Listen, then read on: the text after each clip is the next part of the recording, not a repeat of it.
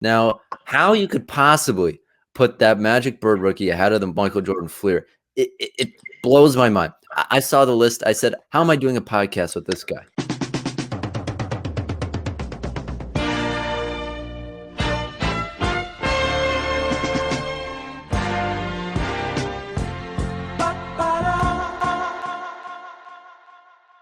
What is going on, everybody? Welcome back to another episode of your favorite basketball card podcast on the entire internet, Hobby Update.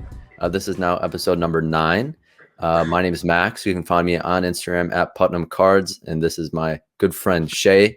You can find him on Instagram at ShaiWaveVlogs. Shai, the most famous question of all time, how are you doing today? ¿Cómo estás? Muy bien. Thank you for joining us. I'm really excited to get this podcast started today. We have an amazing show, a very different show. So Max, my good friend, he keeps saying good friend. I like to call him partner, a life partner, a podcast partner. And we have a good show for you guys. Let's go. Yep. All right. Starting per usual, card of the day. I guess I'll go first here. We've got, speak of the Slim Reaper, if that's what you want to call him. We have a Kevin Durant 2007 Topps, just regular base rookie PSA 10. Cool thing about this card is that this actually has a lower population than the Topps Chrome Refractor PSA 10. This is a pop of 129. The Chrome Refractor has a population of 188. So yeah, this is one of a few KD cards in my collection. I thought it was just a timely card to show right now. Beautiful, excellent choice, especially with KD playing. Quick question of your card of the day. I know there's different variations of that. There's a white border, there's an orange border, and there's a black border. Can you? Yeah, so the black border is the true pack pulled rookie. The white border came in these kind of rookie sets that were like not in packs. They were like box sets or whatever. Yeah. Same thing. So the black is the true rookie. The white is not the true rookie. And there are many more white PSA 10s than there are black PSA 10s. Makes sense. Excellent choice. Great choice. Unfortunately, my card of the day is also Kevin Durant. We had to pussy out because after KD's last night game, easy money sniper is back, guys. Everyone that doubted KD with the Achilles, he's not going to be the same. And don't get me wrong, everyone that said Achilles injury is literally the worst injury NBA athlete could have. It's like a pretty much a well-known fact. Nobody has come back stronger. Only one person, I believe, in the 70s or 80s came back. I think it was Isaiah Thomas, somebody from the Pistons, by the way, came back from Achilles injury better than before. And KD right now, what he did last night is defying his legacy. This is what makes KD market back to cards stronger. After watching KD's performance last night, do I want to sell this? I'm a collector at heart, guys. So do I want to sell this? No. I want to hold on to my KD card stronger because I'm loving what he's doing on the court. Yeah, I mean I guess now is a good time for some NBA talk, a little NBA talk. You know, there was a lot of news this morning coming out about the league. We've got Kawhi now out with an ACL injury. Who knows what the extent of that injury is, but that's not good news, obviously. And the Clippers were just hitting their stride. Kawhi was playing very, very well, and now they're just kind of slapped in the face with that. Now, I talked on the phone with you the other day. I said, look, I can't wait to go back and get that clip of me saying that the Clippers are going to win the title a couple podcasts ago. Now that's looking increasingly unlikely. Yeah, no, I mean, it's unfortunate what's been happening with the, Kawhi down and then Chris Paul with some COVID positive tests, even though he did get the shot, the vaccine. Yeah. And then, okay, I don't want to start this whole vaccine debate. I bet you we're going to get flagged because we mentioned COVID because the internet's crazy. We're going to get flagged on YouTube. Anyways, he got the vaccine and then he got COVID. I don't know what to say to that. So, I mean, there's nothing else to say. It's a very unfortunate situation, to be honest. Yeah. So you got CP3, you got Embiid and Donovan Mitchell both banged up. I mean, it's just a mess right now. It's a tough. Last night I watched Durant put up, the almost 50-point triple double. I was so pumped. Oh, the NBA playoffs. I love this. I can't wait to watch. And then this morning, it's just everything that went wrong in terms of the playoffs and the NBA and all these teams. Now it's just survival of the fittest. Do you have healthy players? Right. It really doesn't matter how well they play. Just, are your guys healthy? Right. Like, I just want, no matter what happens towards the end of the day, whoever wins, whatever team wins, whatever player accomplishes, I don't want there to be an asterisk mark next to that championship ring. Asterisk. Asterisk, whatever. I don't want that to be a mark on next to the ring. You know what I mean? So Right. it's No, just man. I nice. mean, it's kind of like the bubble. Like every team was on equal footing. Yeah. It's not like everyone's doing with the same crap. So Bottom whoever line, injuries are part of the game. So this is the game. this Injuries year happen. more than ever because of the shortened off season. Let the best man win. That's it. I give whoever wins, I give them full credit. That's it. There you go. Okay. Now, like Shai said earlier, today's episode is a little bit different than the normal hobby update episode. Normally, it's kind of a rundown of the hobby news. What's happening. This episode is a little different because we're doing a countdown of the top 10 most important basketball cards of all time. Shai and I have come up with a consensus list here. So we're going to be running down each card, why we think it's important, or one of the 10 most important cards of all time, and why it kind of deserves to be on the list. Yep, that's what we're doing. We're counting down the 10 most important cards that we think it's culturally relevant, importance into the hobby world, and just generally accepted by collectors in general. This is coming from a collector's side, not investment side. Just that notation. Okay. I also think we're some of these cards on this list just because they kind of define different eras of the hobby or define the hobby in general. So yeah, just think that's important to note. But I do want to give two honorable mentions first. First one that I wanted to put on the list, but there just wasn't space for it, was the 1957 Topps Bill Russell rookie. And then my second honorable mention would be the 2003 Topps Chrome LeBron James rookie. You got any ones that you kind of wanted to put on the list but couldn't? Kaboom. Sorry, Okay, guys. you can't. I I mean, you know, literally I own the know, best I Kaboom card know, I possible, know, or one I of know. them. I'm not gonna say Kaboom, but yeah, You just said obviously, it twice. no more. Oh yeah, I promised I wasn't gonna speak about it. No, those are excellent honorable mentions. Yeah, they're not on the list, guys, but they're honorable mentions. Let's go. Okay, starting off, number 10, we have the 2018-19 Panini Prism Luka Doncic base card. Now, why did we include this as in the top 10 most important basketball cards of all time? Well, quite frankly, because this card kind of it will be a defining card of the current era in which we're in now. It's an iconic pose, I guess, with Luka. He's the next guy in line here. He's a clear future MVP, future championship winner, hopefully. And this card has the second highest population of any basketball card out there. Oh wow. That's yeah. I agree with everything you just said, but more importantly, this card made the top 10 most important cards in our list is because what it has done to the hobby in general. 2018 was a pivotal year in the hobby, a very important year in the hobby. And to be quite frank, I'm glad I lived and experienced it through the hobby world during that time. What the 2018 Prism, what it did to the hobby and Panini are going to be talked about years down the line. They've rejuvenated collecting and the hobby. You know what I mean? Luca came in. He was the biggest star in 2018. There was hype around and all that, but then he performed in such an amazing level. It got everybody into collecting. And it brought in so many new people in the hobby. A lot of them flippers, investors, whatever you want to call them. But you know me, I'm a huge fan of people coming into the hobby just to participate in any way. I love it. Speculating, buying the base, buying crazy cards, paying outrageous. Bottom line, there's action. 2018 Prism Luca, that era brought a lot of new eyeballs and action into the hobby.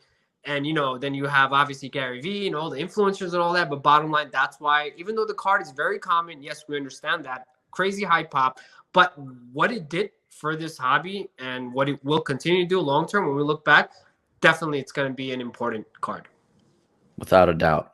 Now some people may say it's crazy that you put this card on the top 10 most important basketball cards of all time list, because Luka himself to date hasn't really done much. He hasn't won an MVP. He hasn't won a title. He's made a couple all NBA first teams. He's made the All-Star team, Rookie of the Year. But outside of that, like, you're telling me this guy is on the top 10 most important basketball cards of all time list?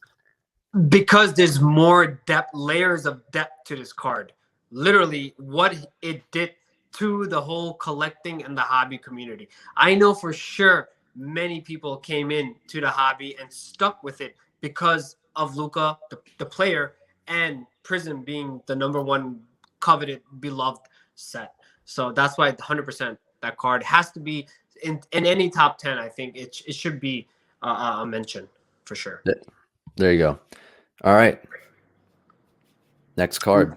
Number 8. What we got? The 9. Number 9. Oh. We've only done one. You've already lost track. Not a good sign. But number 9. Number 9, we have number 9. The 1948 Bowman George Mikan rookie. Okay. Milkman. No, Mikan. George Mikan. You gotta get that. Don't call him Mikan. George Mikan. Respect. You gotta respect George Mikan. Dude, when you want to do a podcast with the immigrant, this is the type of stuff you're gonna get randomly. That's the truth. Okay, you know what? I apologize, but it's George Mikan. George Mikan. You should have took that one. But yeah, George Mikan we have as number 9, and you're a big fan of this card, so you can see why it's number 9. Yeah, I do want to kind of give a quick little shout out here to Yamwax for really kind of turning me on to this card, explaining to me its significance and the importance of it. But this card is kind of where the basketball card hobby started. This was part of the first national basketball card release. George Mikan, one of the key players at the time, probably the key player at the time, the best player from that era, that initial era of basketball. And some people think that this card is kind of like the Honus Wagner of basketball cards. Okay. And there's only 317 graded copies. There's actually a couple more copies that have been graded, but they have like weird print defects or something like that. But 317 copies is kind of the number that is thrown around. Interesting facts. I'll be straight up and straight honest. I can't even name one. I don't even know what team this player played in. I can't even remember you know what I mean? Like, to me, it's not culturally as relevant. Am I interested in buying this card? No, but it does make the list because of the significance of what you just mentioned. You know what I mean? Where it all started. First ever basketball card produced, period. That definitely holds an importance into the hobby. And you can, why? Like, if you don't care about it, if a new person blindly doesn't know anything is successful, let's say a billionaire wants to come in, somebody that has money but very, very smart, Harvard grad, all that nonsense, right? And it's like, yo, I want to dip my toes in. That person is so easily, you can sell that story of this is the first ever basketball card, period, that it's gonna ring a bell to any normal person in the world. Okay, that seems kind of important, right? Just that fact into this, even if you don't know who he is, you don't care about it, it's still some sort of importance into the history and the importance in the hobby. That's why we decided to throw it in. Hey, would you want to own the Honus Wagner? If I had the money, I would rather put it in elsewhere. But okay, you respect it. You respect that card. 1,000,000,000,000% I respect it. And you don't know shit about Honus Wagner. I know there's tobacco. He didn't want the cigarettes and the kids smoking, so it was very limited. I know the story behind it, and remember, the hobby, we love stories. It's a narrative. It's a game of narratives. It's a game of narrative. Let the best narrative win, not let the best man win. Let the best narrative win. There you go. Okay, so I guess we. All the bullshitters, stand up. We'll just leave it at that. All right, I guess I'll go number 8. Number 8, the 2009-10 National Treasures, Stephen Curry RPA out of 99. 2009-10 being the first release of National Treasures, kind of replacing Exquisite as that kind of big, like luxurious kind of card brand.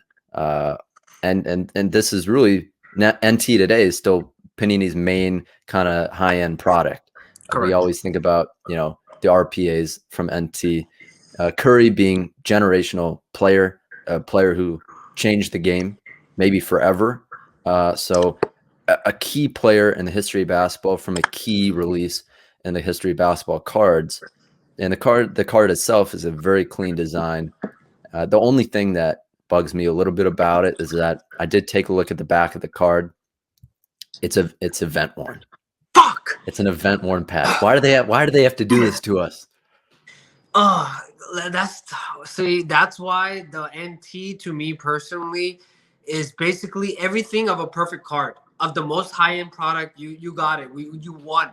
But then there's flawless. They got the game worn. You know what I mean? The same type of clean, sexy, very easy to understand look. The RPA and all that. But then the only reason is the NT comes out before flawless, so that's why we get it. But just figure it out, man. You know what I mean, Panini? Like, this is your flagship product, and put the game worn in there. You know what I mean? Like, that's the only my sad takeaway. I love the fact that it's out of 99. You know what I mean? Like that's always cool. Curry, if that's when you look back in history, Curry, generational talent, what you just said. He changed the game. He literally made threes a thing. You have Giannis shooting threes left and right just because of Curry. I bet you if you ask him, he's gonna be like, blame Curry. That's why I'm shooting these threes. But literally, it's he changed the game. He basically said there's a better like efficiency rating, however you want to describe it. The odds are better of you shooting a three than taking that Jordan jump shot. Not even just A3. Not even just A3, like a 40-foot three. Okay, he's being crazy right now. I know that's why. But bottom line, it's Curry. It's first year NT. That helps. You know what I mean? And Curry's a generational talent. We all know the reasons why. Even if you're not in the hobby, I think NBA analysts and just general public will confirm and say that Curry changed the game. Yeah. I just want to kind of point out the elephant in the room here. We have we got this siren in the background. Oh, fuck yeah. We got the New York City living. It happens. Just a side tidbit. I live next to a huge hospital, Mount Sinai Hospital. So God forbid, you don't hear from me for a few days. Call Mount Sinai and be like, "Yo, Shane in the hospital." All right, moving on. So far we have number 10, the Luka Prison Base. Number 9, the Mikan 1948 Bowman. 8, Curry NTRPA. And what is number 7?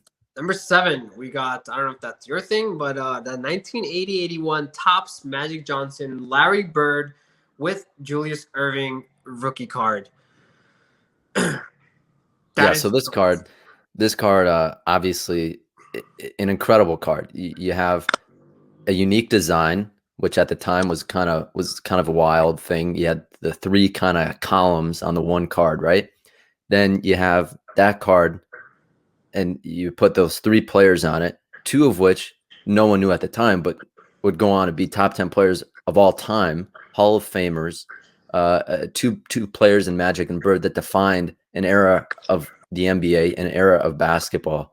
And I think the fact that card has a low PSA 10 pop, only 24 copies have been graded a PSA 10. I think that actually does help it out a lot. Yeah, that card is literally becoming so iconic. Though all those 3 players are. It's becoming so iconic, or I feel like personally in the last few fight in this big run up in this boom in the hobby, the card, if you want to call it, is climbing the ladder of like greatness. It's always been good, but definitely more eyes on it. And now that we're talking about it, these new collectors are like saying like, oh wow, these three legends, one card. You know, remember what we said? The narrative is building stronger and stronger. So I know that card has interesting upside. It's important for many reasons, and yeah, that's it. I'm gonna be straight up. That card, that was the you know what? That was I had that card raw uh when I was like 12 or 13. I bought it for like $100 or something. And even when I was 12 and 13, almost a decade ago at this point, I recognized the importance of that card. Wow. So I don't know. I actually disagree with you. I don't think it's like becoming iconic or the legend of it is growing. I think that that card is a staple in kind of the history of basketball cards, and I think it'll always be valued.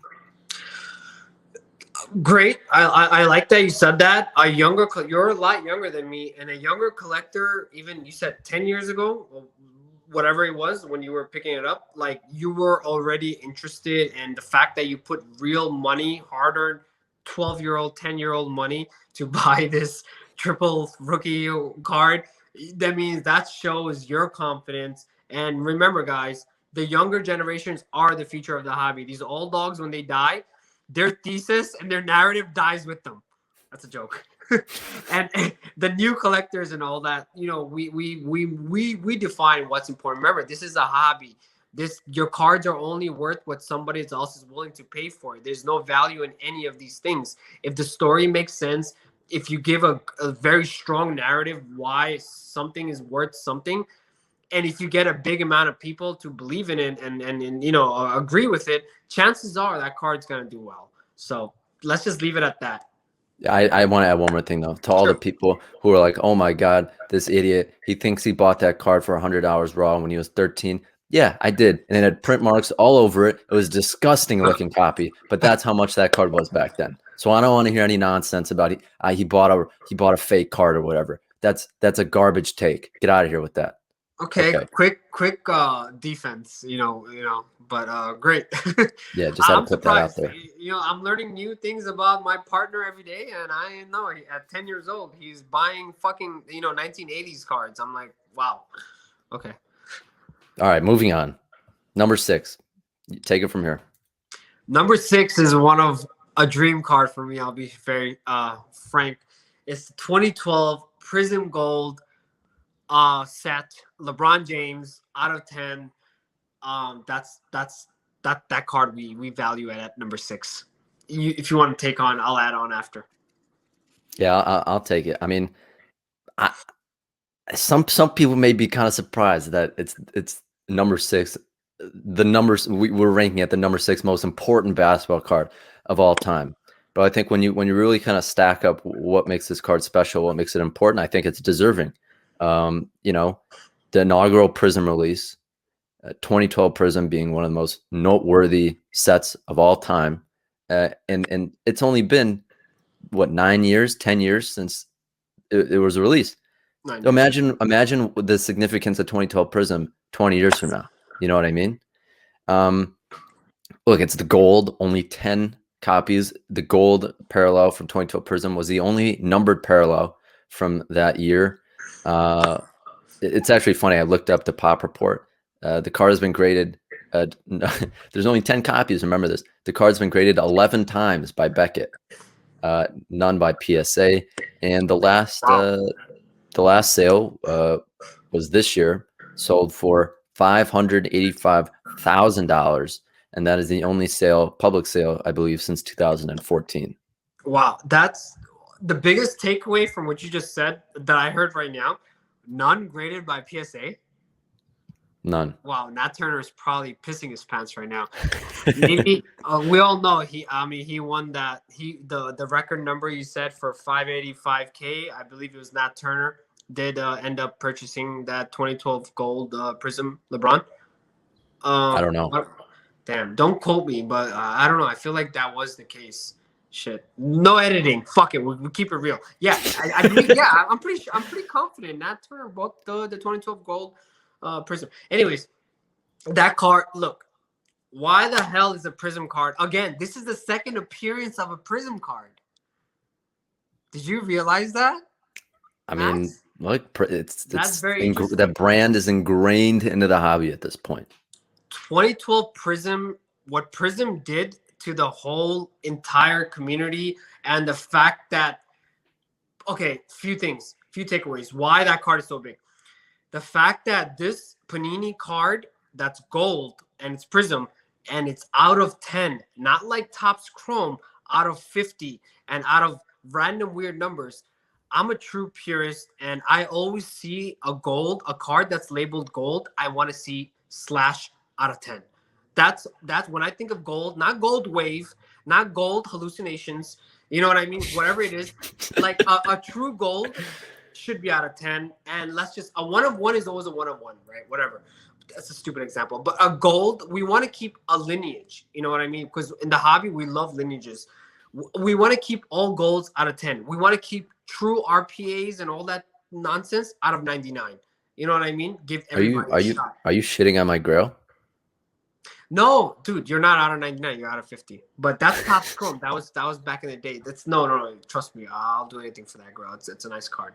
But they kept it. You know, Panini made the golds out of 10 very hard. Nobody liked the product, and now the product has become what it is today. The flagship brand of Panini is Prism.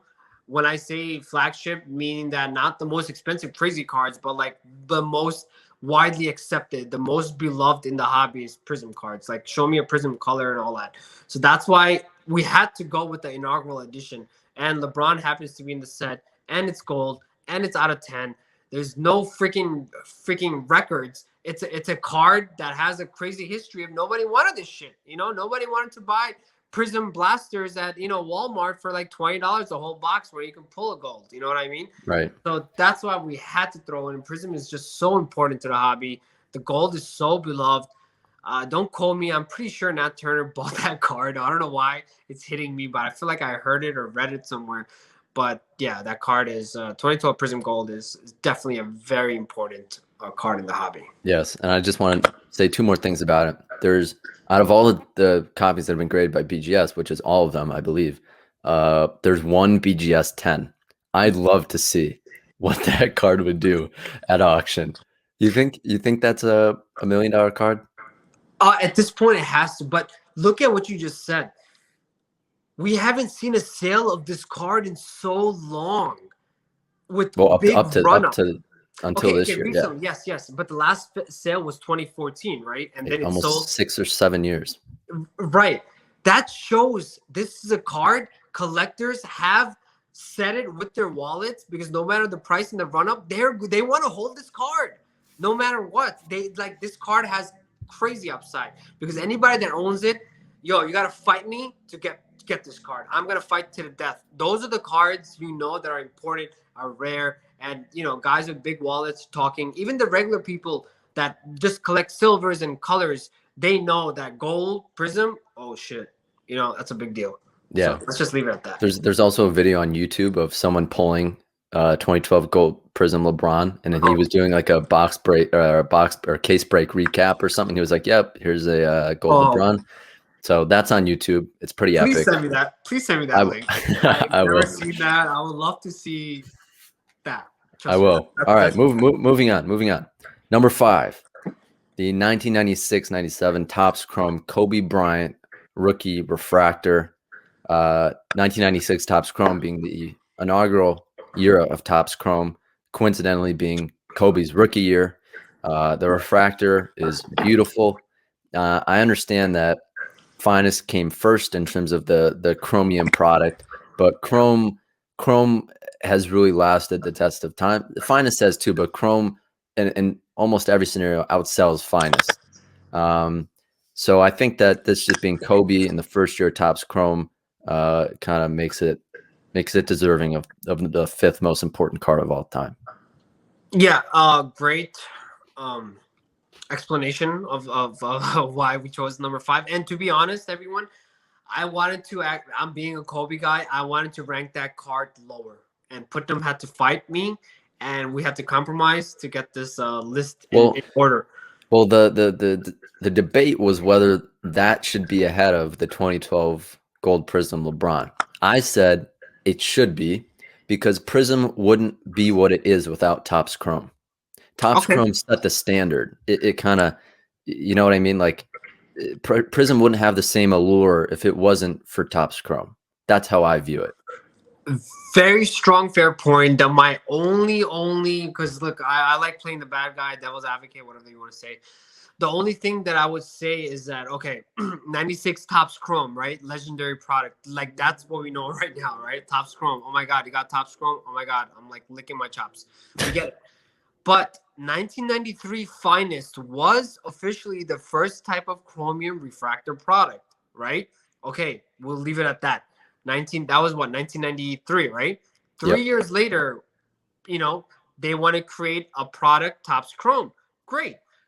For not the first chromium shiny refractor. Remember, 93 Finest did have a refractor version, so you can't even take that away. So they got a base and they got a refractor for 96.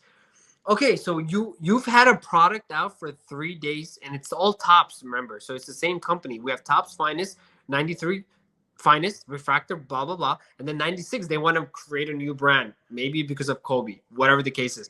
But this 96 Topps Chrome card could have been so much higher in the list. It would have blown a lot of. Why? They fucked up. Why? Because if this card was serial numbered, it would have been huge. If it didn't have that weird greening type bullshit nonsense issue, it would have been another step up. You know what I mean? So just because the hobby, or not the hobby, like the companies kind of like dropped the ball in a sense of not like, going real at it, it would have been way bigger. And lastly, in 1996, they did have serial numbered cards. The credentials was a serial numbered Kobe card out of 599. Topps should have made the refractor version some sort of a serial numbered, and that would have like magnitudes importance in the hobby if they would have done that. So that's I my was thinking about that today a little bit. Like, what if that card was serial number? Even if it was out of like, even if it was like thousand. Doesn't 5,000 matter. or Doesn't something. matter. Doesn't matter. Yep. Yeah. But I do think that card in the first year of Topps Chrome kind of set a standard for the hobby, a new standard. And yeah, that's why I thought it was deserving of being number 5.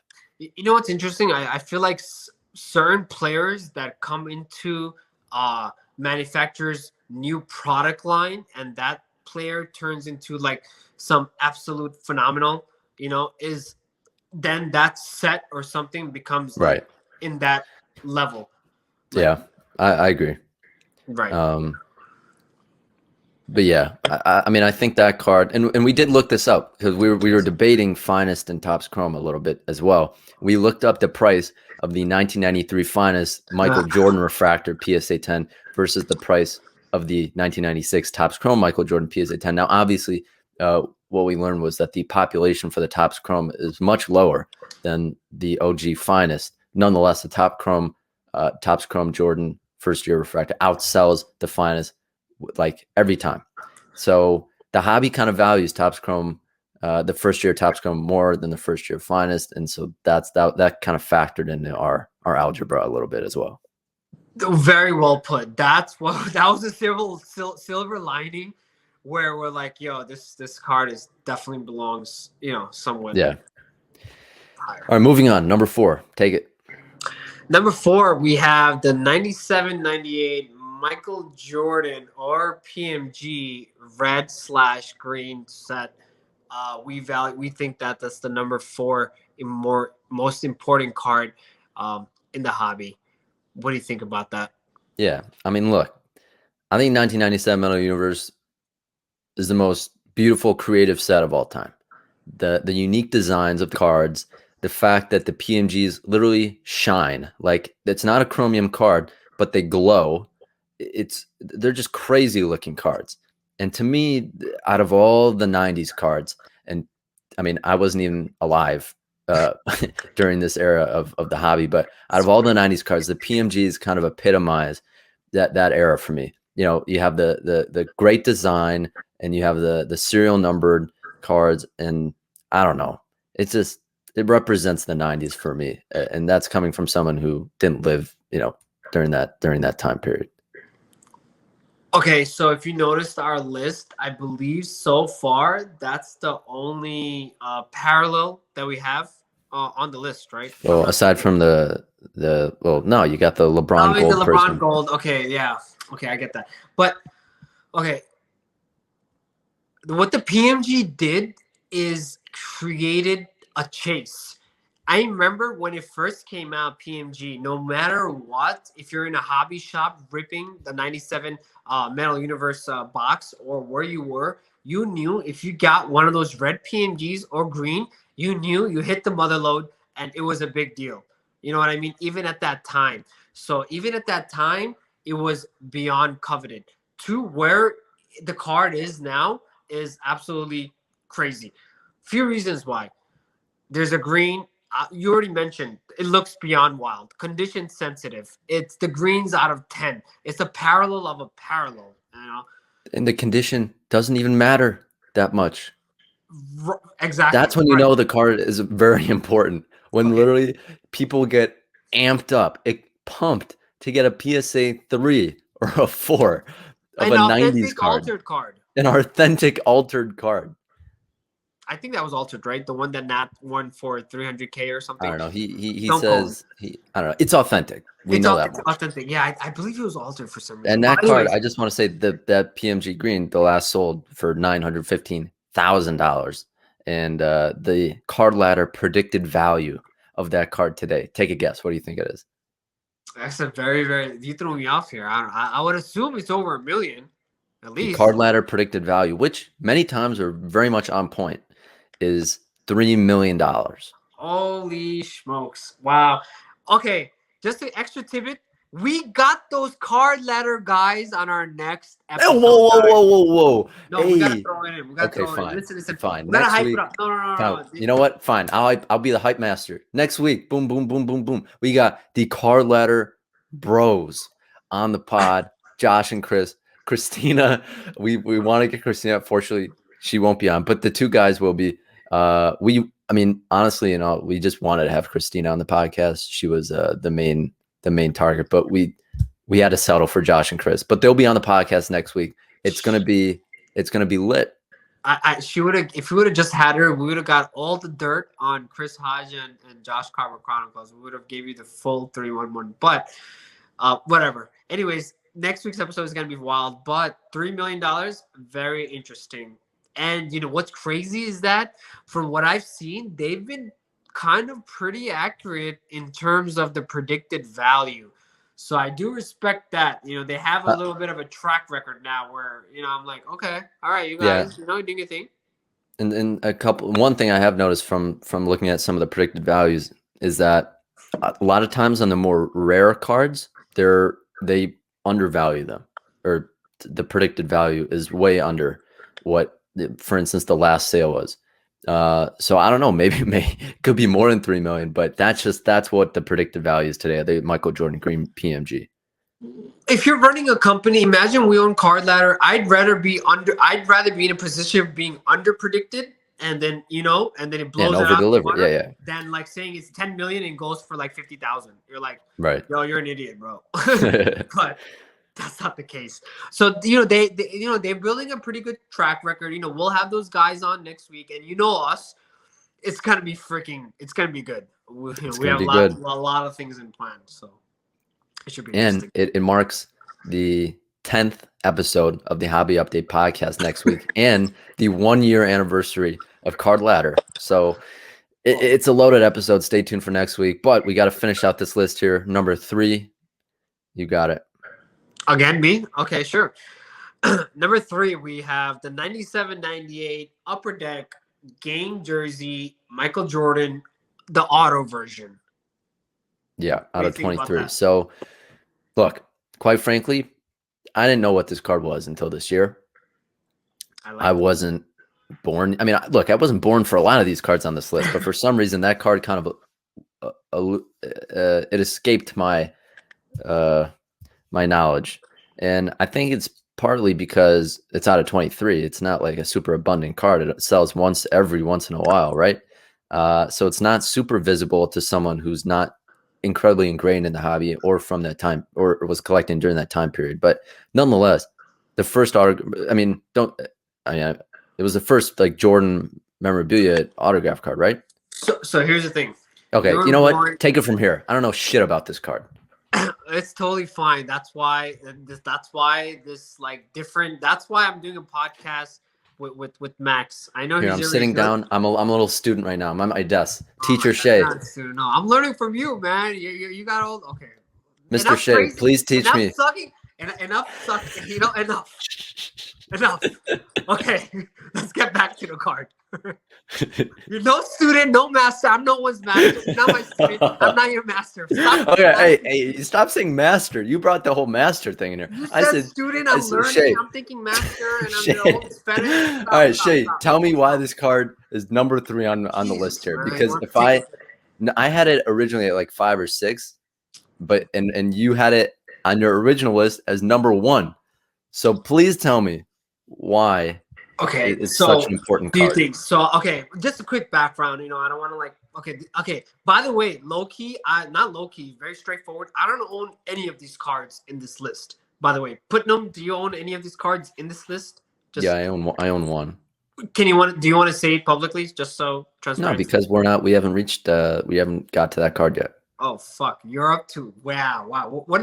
We're up to we're up to number 5. What number? Three. Jordan What's game number jersey. 3? And you have a card above that. Okay, quick little hype for you. But anyways, 97 game jersey, extremely important card in the hobby. Many reasons, but I'll just say the few things. The most like the flashing headlines. The most expensive Michael Jordan card period is the 97 game jersey. 97 game jersey card was like very important in many reasons. It's the first ever game used jersey card, right? That's already whoa in the hobby in 1997. Big, huge deal. And just to add that, it's not a common card. The pack odds, you're gonna throw up when you find out the pack odds. You're literally gonna vomit and you're gonna be like, this doesn't make sense. I don't have the exact numbers, but I feel like it's like 1 out of like multi thousand packs. It's stupid. Second of all, they made a steroid version of a crazy wild card. What is that steroid version? Is the autograph version. You have the first ever game jersey card, and then you throw in Michael Jordan's autograph on it. That's a big deal, and that's why that card sold for I think like what 1.5, 2 million or something ridiculous. Yeah, right near $2 million and on May 22nd, and that was a PSA 8, 10 or 9 auto. Exactly, and just a little side thing, the 1997 game jersey, the way they made it was so nonchalant, right? Upper Deck is that they cut up the game used Jordan jersey card from the 92-93 All-Star game, I believe. Yeah, 1992 right? All-Star game. Right. So when they cut up that card, they didn't even know what they were doing. They put in patches, logos from the jersey into cards. You know what I mean? And they didn't specify it's a patch or it's like a big deal. Obviously now we know when we see a 3-color break on a freaking card, we're like, oh shit, we're gonna value that more. But back in the day, it wasn't the case. They just cut up the jersey, threw in Mac cards, and then years later, a lot of people question, yo, is this real? Is this a patch swap and all that? No, guys.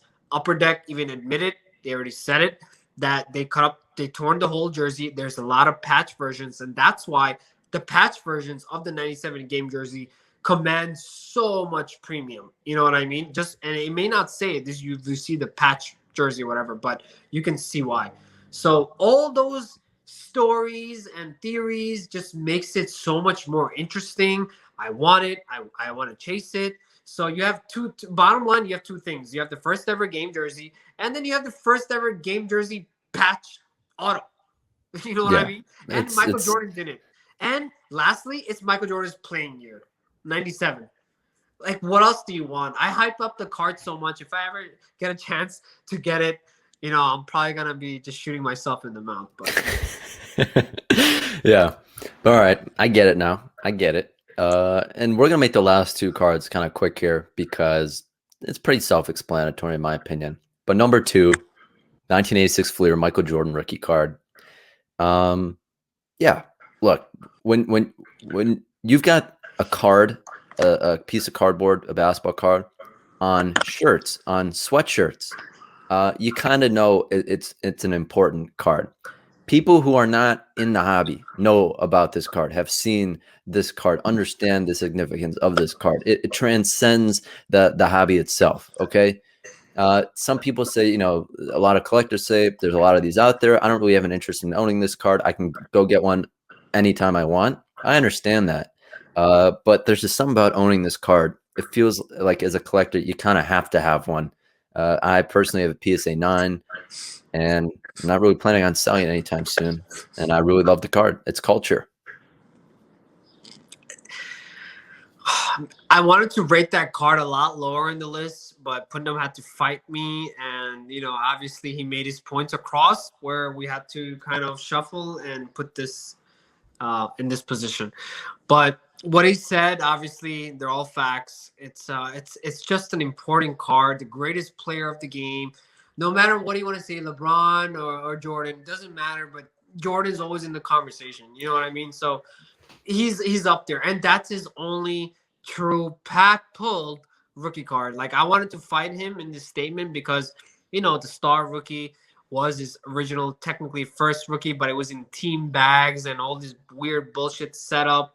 You know what I mean? But this was official Fleer pack pulled star. And like, the star's not around. Fleer somehow still around. So like, it makes it more culturally relevant, all that. Plus it's a dope photo. It has things going for it, but it is what it is. So Yeah. So let me just kind of, I want to get the entire audience here, whoever's listening to this, whoever's nice enough to still be listening. Shai really hates this card for some reason. Let me tell you, he sent over his initial list. He had this card number 6 on the list of 10, and he had the Magic Bird rookie ahead of it. Now, how you could possibly put that Magic Bird rookie ahead of the Michael Jordan Fleer, it blows my mind. I saw the list. I said, how am I doing a podcast with this guy? For many Crazy reasons, person. it's not his true real rookie card for Jordan. Look, now I don't want to say all the. By the way, the Jordan PSA 10 did 180K last night, PWCC. We didn't talk about that, but I'll just talk about it right now. Guys, it was a 3-day flash auction. Flash auction, not a premiere or anything. So no buzz, no write-up. It was just thrown there, and it was 3 days. And also, I found out that a lot of people couldn't bid because their eBays were set up to accept like $180,000 bids. You know what I mean? Like, we get it. Like, everybody that wanted to actually participate and bid on it didn't get that opportunity. So when you limit the pool of buyers, you're going to get a lower comp. So that's just defending this card, which I don't own, full transparency, and you do own PSA 9, but I don't care. I had it way lower. But that's just the facts of what happened with this card. It's Jordan's third year. Now the shit process. it's Jordan's like third or fourth year card, 84. What is that? 87, 86, whatever. It's like, it's not even, but the only reason it's important is because it's pack pulled and it's Fleer and all that. And it's a nice photo. But, like, I wish if that card would have probably been number 1, if somehow that card came out, literally Jordan's rookie year. It would have meant and been valued so much more in terms of collectors and in the hobby, and especially somehow being pack pulled. It would have been number 1 card, like literally of all time, always. You know what I mean? Okay. So that's just. I mean, I do agree. If it did come out the rookie year, there'd be more to it. But nonetheless, I think it's the second most important basketball card of all time. So yeah, I kind of put my foot down there. Shai, I'm sorry. Your opinion is respected, but I believe it's also wrong. Okay, it's fair. That's why we agreed to disagree. All right, and number 1, what we think is the most important basketball card of all time is the 2003-04 exquisite LeBron James RPA out of 99. This card changed the hobby. It changed the hobby. One of the in my opinion, the second greatest player of all time at this point. I mean, it's a rookie card. It's the first year of the most luxurious high-end brand that will ever be created, in my opinion. Only 99 copies. I mean, I get that it's event worn or whatever, it's not game worn, but still the card design is incredible. And yeah, I think that's the most important basketball card of all time. Unfortunately, I agree. I don't like agreeing, but the LeBron RPA, actually, that card was not number one on my list. And I'm a LeBron guy, guys. Like, if anybody knows, like, that's why PC, LeBron, Jordan, Kobe, whatever. But that card wasn't on my top number one list. I actually had the 97 game jersey if I had to choose as the number one list. But, you know, we have to compromise, whatever. What the LeBron, what the 2003 exquisite rookie LeBron rookie patch auto did is they invented the term RPA. The term RPA came from that card. Big shout out to Carmen, by the way. Really cool dude. He freaking invented, this exquisite shit. By the way, we'll get him on this show eventually in the future. So like, stay tuned for that. And he will definitely explain this card 10 times better than me since he freaking made it. You know what I mean? I think that would be a great fucking guest, to be honest. Yeah. But anyways, that's a whole nother story. It invented the word RPA. We didn't even know what the frick RPA is, but the few negatives that we really know how important it is LeBron's best card, all right, on all that good stuff. It's out of 99. What we collectors truly value a card, out of 99 and out of 10. Those are the two most important numbers that, for me, what? Well, I was just saying 101. I mean, okay, it's a very good 101 number. is like, it's a whole new league. It's like you name your own price. It's like, I like cards where I want other people to have it. Right. So it's a yeah. club. You know what I mean? If there's a gold, it's an exclusive club, a 10. If it's an RP out of 99, okay, we all love that LeBron player. Oh, you got one, I got one. We're in that exclusive club. Right. You know There's enough of them where you can have a club, and there's so few of them where like it makes a it lot of people so want to come in. scarce. Right. Yeah. A lot of people want to join that club. Right. But it's a club nonetheless. You can't have a club with the 101, right? That's a good point. Of a certain card, to be very, very frank. Not like 20 different 101 cards, but you get the point. But anyways, they invented the RPA. The only negative takers, they had the limited logos, game use. And it came out on the same freaking product. Why the fuck didn't you put some game use? Change the language on the back of the card of RPA, not event worn, game use the actual game use piece in there. Then it's like almost like a perfect card. I know, like there's All these every time, all these designers and the card companies, they get so close to the perfect card, and there's just one piece. There's one piece of the puzzle that's missing. It's the most frustrating thing ever. That's exactly here on the dot. All these cards, we all have a little bit of, because we're all collectors, right? I know you're a collector. I know I'm a collector. So like, if we have that little itch, oh, why don't you just do it this way? Oh, you're so close. You had it, guys. You had it. Upper deck. You almost And had it. nonetheless, these companies can make these mistakes, and the cards will still end up on the top 10 most important cards of all time list. Dude, we have no choice. It's their cards. No matter what they do, they could print out shit. If all they're printing out is shit, one of those shit cards is gonna be in that list. If it's a billion shit cards, we're gonna have 10 shit cards on that list. But they can put a LeBron rookie bathroom used piece of shit in a card, and it would be on this list. Yeah, that would actually be some crazy 101 with DNA. Okay, all right, moving on. We got a little sidetracked here. All right. But the LeBron RPA is a very important card. It's for so many reasons, but obviously we all want a few things they could have made better, especially with this one. I'm like, dude, you guys been producing cards for that long. Come on, use your brain. Like, just like, you already have cards in your same product, same set, same pull rate, whatever. That's game worn. So why the F you didn't freaking put the game worn in the RPA and make it like, oh shit, this is it. Yeah, that's the only point of frustration. But even taking that consideration, still takes the top spot. Oh yeah, 1,000,000%. But you see, that's what makes a top 10 list very, very variable. Like, you know what I mean? One person may value certain thing more than others, like in terms of what we just said. You know what? I don't care if it's game used or not. You know, LeBron wore it. It's good enough for me. As his auto, his signature, his RPA, I'm done. You know what I mean? Other deeper collectors like, dude, why isn't it game worn? Come on. You know what I mean? I want to get flawless and all that. So that's what makes a market, to be frank. There you go. Now, Shai, You're gonna hate to hear this, but this is the longest episode without a doubt so far. So let's make the shout out of the day very quick. I'll get my shout out. It's gonna go to at Patriot_sports cards on Instagram. My man Jeff, huge Celtics fan, mainly a vintage collector. He's got a stash of WNBA cards as well. So little sneaky play there. But Jeff's a great guy. I had multiple conversations with him. And yeah, make sure go give him a follow at Patriot_sports cards on Instagram. Interesting, great choice. I'll definitely check them out. My shout out of the day is Sports Card Investments. I'll spell his name out. It's actually sports_card _investments. I actually bought for this guy. I actually like him a lot because I think you should definitely go follow him. It's worth the follow.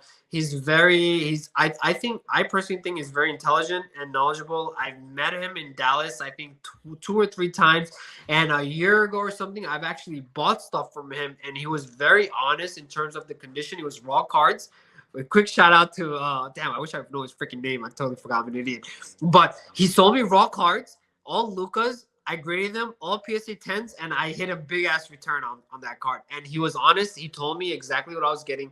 True dude. I met him, and he's legit. So definitely give him a follow. He also a lot of things that one thing I like a lot about his page is he gives reasons why what the market is doing and backs it up with facts and thesis and charts. Not his own charts. He'll use other people's charts. So he's not a chartist. I know we all hate those stupid chartist people. Stop showing me fucking charts.